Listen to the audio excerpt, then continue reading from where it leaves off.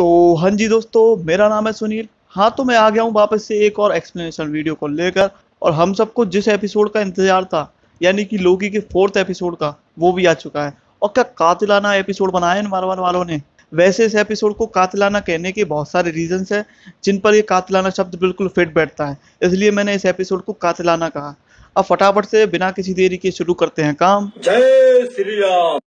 तो एपिसोड की स्टार्टिंग में उस समय का एस्गार्ड दिखाया गया है जब सिल्विया छोटी होती है। तब टीवीए की A23 टीम, जिसकी कमांडर रवोना होती है, वो सिल्विया को टाइम से छेड़छाड़ करने के जुर्म में अरेस्ट कर लेती है और उसे टीवीए ले जाती है। इस पहले सीन से ही हम टीवीए के ऊपर शक करना चालू कर देते हैं कि क्या सिल्विया सही कह रही थी कि टाइम कीपर रक्षक नहीं बल्कि भक्षक हैं।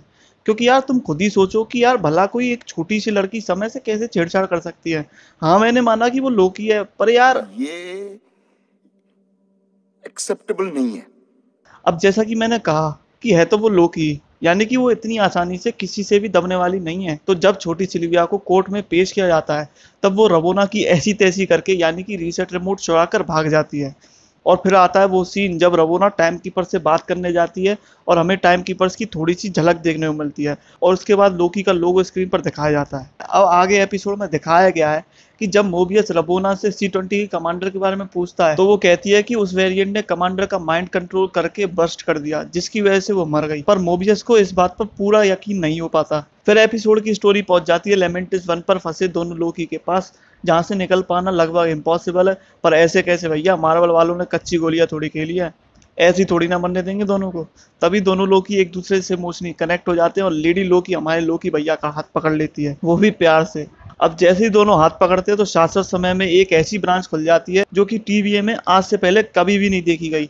और फिर लेमेंटिस 1 पर 2 टाइम डोर खुल जाते हैं और टीवीए दोनों लोकी को पकड़कर अलग अलग रूम में ले जाता है और उन दोनों से पूछताछ करता है। अब पूछताछ के दौरान लोकी मोबियस को कुछ बातें बताता है, जैसे कि टीवीएम में काम करने वाले सभी लोग वेरिएंट्स हैं। टाइम कीपर्स ने किसी को भी नहीं बनाया, बल्कि उन्होंने तो सभी वेरिएंट्स को टाइमलाइन से किडनैप किया है और सभी की मेमोरीज को इरेज कर दिया है। लेकिन मोबियस भी लोकी से बार बार धोखा खाते खाते थक जाता है। इस वजह से उसे लोकी पर विश्वास नहीं होता कि वो सच बोल रहा है। इसलिए मोबियस लोकी के केस को क्लोज करने का फैसला करता है। लेकिन तभी लोकी कुछ ऐसे वाक्य बोल देता है जिससे मोबियस का दिमाग बिल्कुल एक्टिव हो जाता है और वो सच की तलाश में हाथ पैर मारने लग जाता है। और रवोना के साथ केस के क्लोज होने के जश्न की आड़ में रवोना का रीसेट रिमोट चुरा लेता है, जिससे उसे पता चल जाता है कि C-20 की कमांडर का दिमाग माइंड कंट्रोल करने की वजह से नहीं बस्ट हुआ, बल्कि इसमें भी टीवीए की कोई गंदी साजिश थी। लेकिन इसके बाद जो जो भी चीज़ें हुई, वो हम सभी व्यूअर्स ने कभी भी सपने में भी नहीं सोची थी कि ऐसा भी हो सकता है। अब ऐसा क्या हो जाता है यार, ये तो एपिसोड में ही देख लो। वहीं दूसरी ओर B-15 की कमांडर को सिल्विया पर भरोसा हो जाता है कि टीवीए के सभी लोग वेरिएंट्स हैं और टीवीए में काम करने से पहले उसकी भी एक हंसती खेलती जिंदगी थी। इन सभी झमेलों के बाद रवोना दोनों लोकी को टाइम कीपर्स के पास ले जाती है और इतने दिनों से हम जो टाइम कीपर्स के बारे में सुनते आ रहे हैं, वो फाइनली हमें देखने को मिलते हैं। अब जैसा कि ये इस एपिसोड का क्लाइमैक्स है, तो इसमें लड़ाई होती है और बहुत गजब लड़ाई होती है। मतलब आत्मा तृप्त हो जाती है। फिर आखिर में हमें पता चलता है कि जिन्हें टाइम कीपर्स बोला जा रहा है, असल में वो टाइम कीपर्स हैं ही नहीं, बल्कि वो तो आर्टिफिशियल इंटेलिजेंस रोबोट हैं।